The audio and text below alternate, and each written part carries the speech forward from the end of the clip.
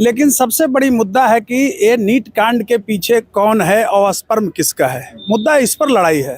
पूर्ण रूपेण चाहती थी, उस दिन भी मैंने आपको बोला था कि उसकी मंशा थी कि हम सीबीआई कोर्ट में लेकर चले जाए, सीबीआई यही चाहती थी। और आपको मैं बता रहा हूँ, मनीष को बेल न मिलना यह एक बड़ा ही सकारात्मक कदम है।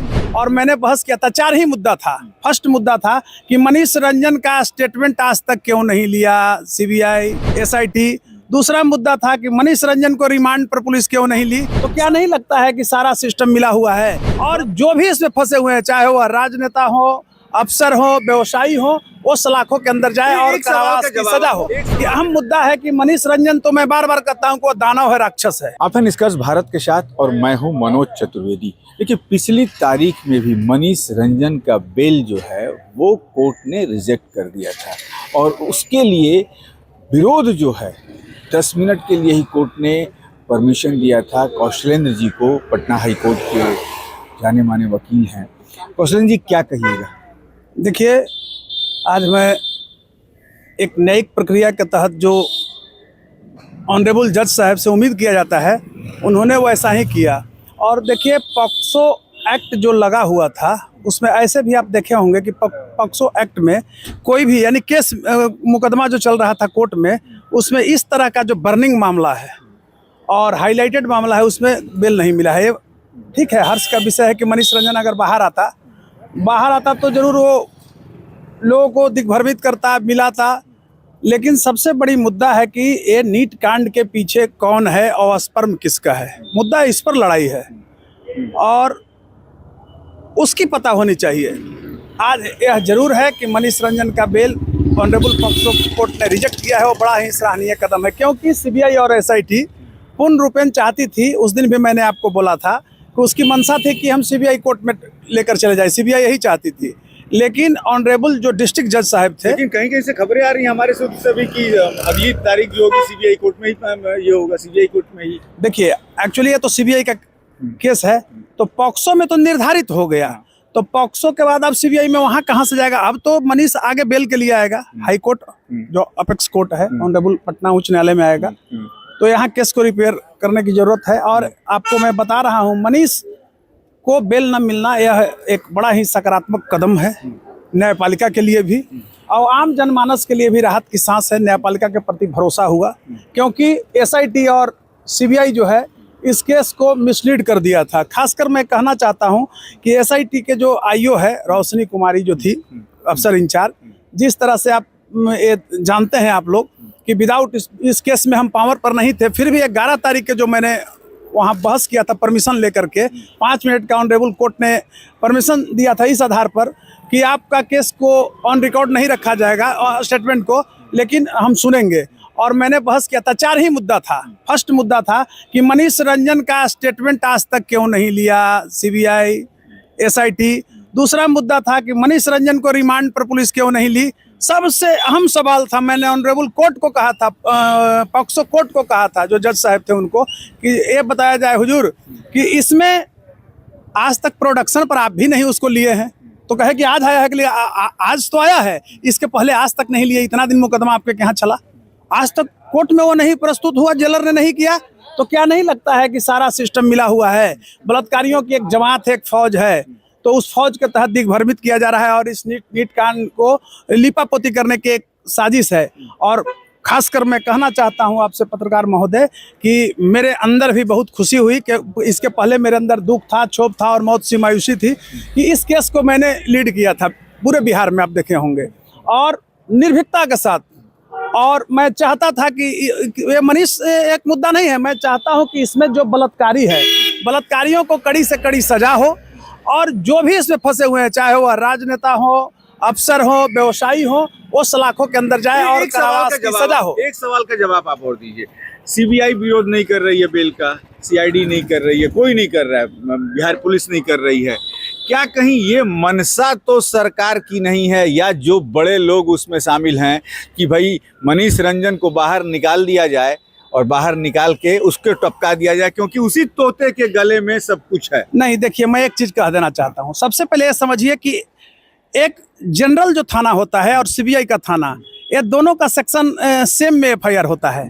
पावर कोई का ज्यादा नहीं है। चाहती तो ये बिहार पुलिस का, बिहार का थाना जो था, वो रोशनी कुमारी जो थाना अध्यक्ष थी, वही दोषियों को पकड़ लेती वहाँ सच्चाई का, लेकिन वो तो मिल गई थी। मैं शुरू से ही कर रहा हूँ कि मिसलीड की है मोटी रकम लेकर, लेकिन आज सीबीआई भी उसी धारा पर गई, इसलिए कि सीबीआई के लिए बहुत कुछ छोड़ा नहीं एसआईटी ने। अब सीबीआई को मेहनत करने की जरूरत थी। अब सीबीआई कहाँ से मिसगाइड हो रही है कि सीबीआई भी उसी धारा पर चली गई, इसलिए कि एसआईटी ने कोई साक्ष्य सीबीआई को नहीं दिया, तो सीबीआई कहाँ से रिपेयर करती केस को। अब उसमें मेहनत करने की चाहिए। सीबीआई का तो वहाँ जो आईओ थे, वहाँ डीएसपी रैंक के होते हैं, वो तो और कह रहे थे कि हमको मनीष की कोई जरूरत नहीं है। और एक चीज मैं बताना चाहता हूँ कि मनीष तो एफआईआर अभियुक्त भी नहीं है, अननोन एफआईआर है।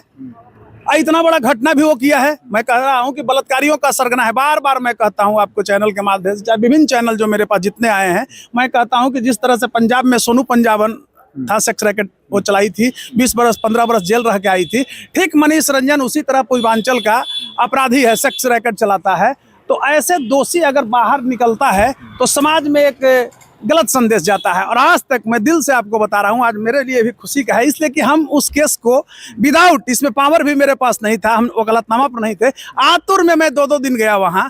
और ये ऑनरेबल कोर्ट का शुक्रगुजार मैं हूं कि मेरी आर्गूमेंट को उन्होंने सुना था 11 तारीख को। 11 तारीख को 4 को जो मैंने पॉइंट रखा, production point, statement point, remand point, और लास्ट में जो है जिस तरह से मिसलीड किया सीबीआई और एसआईटी, कुछ दस्तावेज स्पर्म का दिया था मैंने, अंडरगारमेंट्स का दिया था, लड़की का जो मरने वक्त जिस समय निकली है हॉस्टल से अचेता अवस्था में, उस समय का वो पॉइंट ही बहुत बड़ा मार्केबल हुआ। देखिएगा ऑर्डर में वही पॉइंट को लिखा जाएगा।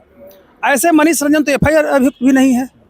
अच्छा, एफआईआर अब क्या मानते हैं कि क्या अब ऑनरेबल हाई कोर्ट के अंडर में ये इंक्वायरी चलेगी? बिल्कुल, और इंक्वायरी नहीं चलेगी, अभी तो बेल प्रोसीजर चलेगा। सबसे पहले एक चीज जानिए, मैं बीइंग ए लॉयर बोल रहा हूं कि बेल जो है से पुलिस नहीं देती है।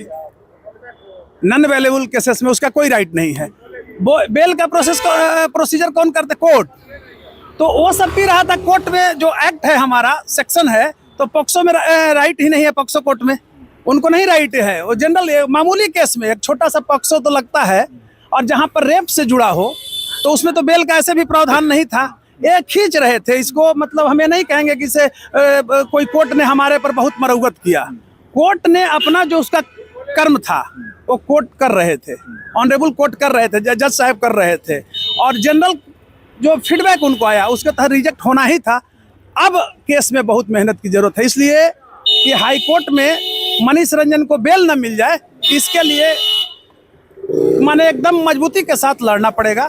और अगर मनीष रंजन को बेल मिलता है तो समझिए कि ये नीट केस जो है लिपा पोती हो जाएगा, क्योंकि ऐसे भी हो गया है।